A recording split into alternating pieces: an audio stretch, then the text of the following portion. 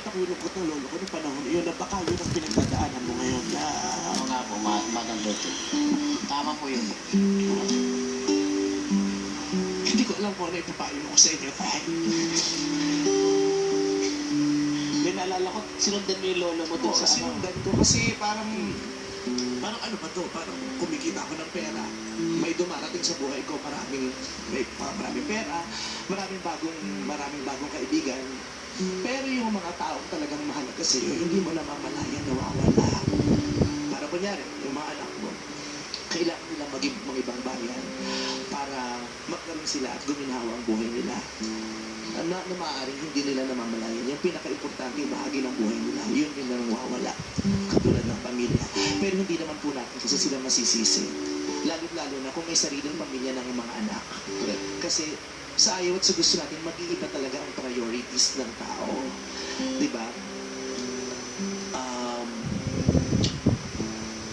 Hindi ko talaga alam kung ano ipapayo ko sa inyo tayo. Ano ba? Sa ngayon, gusto ko lang malibang ka. Dapat maglibang. Kasi katulad nun, hindi nyo mapipigil. Talagang magkakaroon ng sariling buhay ang mga anak nyo. Di ba? Magkakaroon ng sariling buhay ang mga anak nyo. Magkakaroon sila ng pamilya. Ang magiging priority na nila yung buhay ng pamilya nila. Pero itong panahon na kayo na lang muna. Di ba?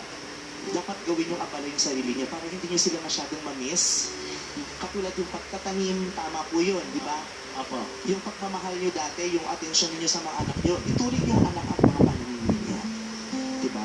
Magtanim kayo, diligan ninyo katulad ng ginawa niyo yung pagpapalaki sa mga anak niyo ng mga bata sila. Di ba? Tapos darating ang panahon, pag namunga na yung mga tinanim ninyo, pipitasin na yan at hindi nyo na rin alam kung saan sila mapupunta, kung saan bayan sila dadali ng mga magbebenta sa mga gulay na yan, kung kaninang hapagkainan mapupunta yung mga itinanim ninyo. Pero ang masarap doon, yung itinanim ninyo, may magandang kinahinatnan.